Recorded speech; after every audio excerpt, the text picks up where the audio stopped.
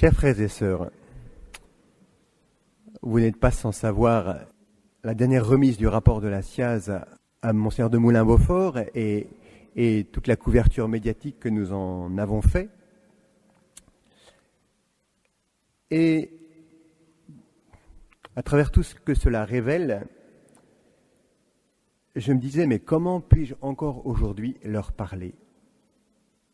Comment l'Église aujourd'hui peut encore vous parler ? C'était une vraie question pour moi. Après la Deuxième Guerre mondiale, vous savez peut-être, certains s'étaient dit, on ne peut plus parler de Dieu comme avant. Après les camps de concentration et d'extermination, eh bien, le discours traditionnel sur Dieu, un Dieu bon et tout-puissant, il fallait le repenser, non qu'il soit faux. Et donc, un philosophe a réfléchi, Hans Jonas, un juif, et a élaboré une théologie vraiment belle et profonde, et il a écrit un petit livre remarquable, Le concept de Dieu après Auschwitz. Or, aujourd'hui, dans l'Église en général, dans l'Église de France en particulier, le problème n'est pas tant comment réélaborer nos concepts de Dieu, un Dieu qui laisse se perpétrer les horreurs qui ont eu lieu pendant la Deuxième Guerre mondiale, mais peut-être la question est un peu différente, peut-être plus grave. Comment ceux qui ont fait de Dieu leur part et leur héritage l'ont à ce point trahi ? Comment des hommes ont dévoyé l'Église, dévoyé l'institution, en se servant de son prestige, de son honorabilité, pour arriver à des fins si funestes et si terribles. Comment ont-ils pu détruire des vies et causer le scandale ? Le scandale, retrouvons le sens de ce mot, même s'il nous fait mal. Qu'est-ce que le scandale, sinon désespérer de la bonté de Dieu à cause de la malice des hommes ? Et que cela est vrai pour bien des personnes. Voici donc le visage de Dieu à nouveau abîmé, flétri, défiguré. Alors je me disais, pour vous, frères et sœurs, pour moi aussi, il faut aller jusqu'au bout des sentiments peut-être que cela peut générer en nous, sans forcément les ratifier, mais en les accueillant. Peut-être un sentiment de colère qui est finalement un désaveu extrêmement profond de ce qui s'est passé, qui s'inscrit dans les fibres de notre affectivité, ou bien un abattement. Il faut laisser la place à cet abattement. Nous sommes terrassés, mais pas anéantis, c'est certain. Ou bien un deuil d'une image de l'Église qu'on pouvait avoir. Aller jusqu'au bout de tout cela. Mais pourquoi, je me disais aussi, pourquoi ce scandale, même si on sait que la grosse partie de ces histoires remonte entre les années 50 et 70, et la périodisation a été faite, il reste encore aujourd'hui des situations scandaleuses. Pourquoi est-ce que ce scandale est si grand ? Eh bien, c'est que malheureusement, des ministres de l'Église ont justifié ce que le Seigneur disait à propos des pharisiens. Ils disent, mais ne font pas. Ils proclament une morale très élevée, très haute, mais leur vie est toute au rebours. Et pire que cela, quand il eut fallu parler, beaucoup n'ont été que des chiens muets, pour reprendre l'expression d'Ézéchiel.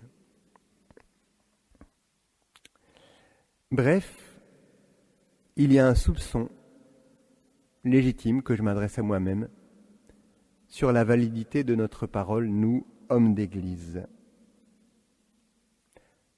toute parole de prêtre n'est-elle pas qu'une parole de pharisien? Et si on élargit, toute parole de chrétien ne recèle-t-elle pas de l'hypocrisie? Bref, je reprends cette parole. Comment vous parlez encore aujourd'hui? Le pape François disait, c'est le moment de la honte. Et quand on a honte, on se tait.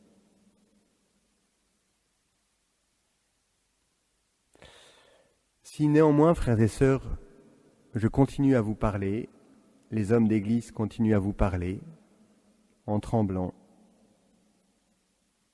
c'est que l'Église ne doit jamais cesser de montrer quelqu'un, de montrer celui qui est à la hauteur de ce drame, le Christ. Et cesser de parler, ce serait prolonger une trahison. Car qui est-il finalement, le Christ? Eh bien, il est le seul qui est vraiment du côté des victimes. Quand nous disons, nous avons raison de le dire peut-être, mais que nous sommes solidaires de ces victimes, nous le savons, il y a un abîme entre ce qu'elles ont vécu et la résonance que cela produit en nous. Il est précieux qu'elles puissent rencontrer des oreilles, des cœurs, des intelligences attentives, mais l'abîme demeure. Frères et sœurs, le Christ est le seul suffisamment dépouillé de lui-même, suffisamment dépris de son moi humain pour pouvoir recevoir intégralement dans sa sensibilité, dans son cœur, tout ce que ces personnes ont vécu. Il est vraiment celui qui est venu pour cela, pour ne faire plus qu'un avec ces personnes brisées et pour rompre ainsi ce qui est plus terrible que tout, la solitude dans laquelle nous plonge le malheur. En sa passion, le Christ a visité toute détresse. C'est ce Christ aux outrages, ce Christ qui brise toute solitude, tout enfermement. Ce Jésus-là, il faut continuer à l'annoncer, à le proclamer. Mais plus difficile encore, si je puis dire, nous aimerions nous en arrêter là. Mais le Christ a choisi une autre identification. Il prend sur lui le mal commis par les bourreaux. Il refuse que le bourreau soit écrasé et broyé par le mal qu'il a commis, comme cela devrait être s'il n'était pas venu. Car le Christ a donné sa vie pour tous, y compris pour les plus grands criminels. Dès son baptême, le Christ se met dans la file des pécheurs, en attendant d'être baptisé par Jean, entre un Romain qui brutalise la population et une prostituée qui vient implorer le pardon de ses péchés. Le Christ est là. Et le Christ est toujours au milieu des pécheurs. C'est cela le mystère de notre foi. Et cela non plus, même si c'est parfois dur à maintenir, ce qu'il faut absolument garder. Il assume, notre Seigneur, cette solidarité avec les pécheurs. Il a le premier, si je puis dire, honoré, vécu, illustré cette phrase d'Étile et Soum, qui, vous le souvenez, est mort dans les camps de concentration en 1943. Elle disait, devant toute cette horreur, « Ce qu'il y a de laideur dans l'autre est aussi en moi. » Car qui est innocent du mal commis? Vous vous souvenez peut-être de cette anecdote, cet épisode en tout cas tellement profond.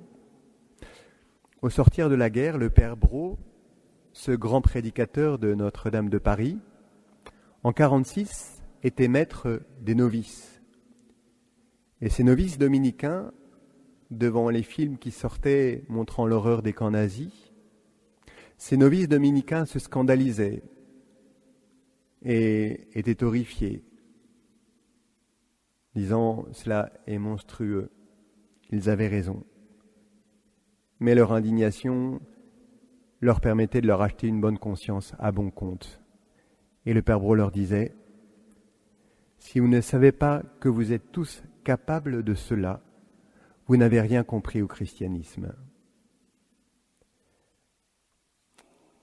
Un auteur titrait dernièrement « Rien de ce qui est inhumain ne m'est étranger ». Si nous n'allons pas jusqu'au bout de cette solidarité dans le mal, nous n'irons pas vers le salut, car quelque part, nous nous sentirons encore des justes sans besoin d'un sauveur. Mais au milieu de tout cela, qui que nous soyons, nous avons besoin enfin de regarder le Christ d'une autre façon. Regarder le Christ parce qu'il est l'innocent. Plusieurs grandes figures ces derniers temps dans l'Église sont tombées de leur piédestal, se sont écrasées dans la poussière quand on a compris la face obscure et révélé la face obscure de leur vie. Que de deuil. Et de nos cœurs, peut-être, se levait cette interrogation, qui est saint ? Eh bien voilà,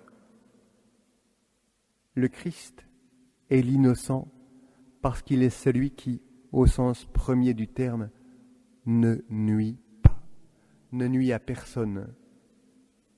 Qui d'entre nous peut dire qu'il est parfois source de destruction des âmes autour de lui, de nos relations? Eh bien voilà, poser longuement nos regards sur le Christ innocent, voilà qui nous répare, voilà qui nous restaure, voilà qui nous fait à nouveau espérer.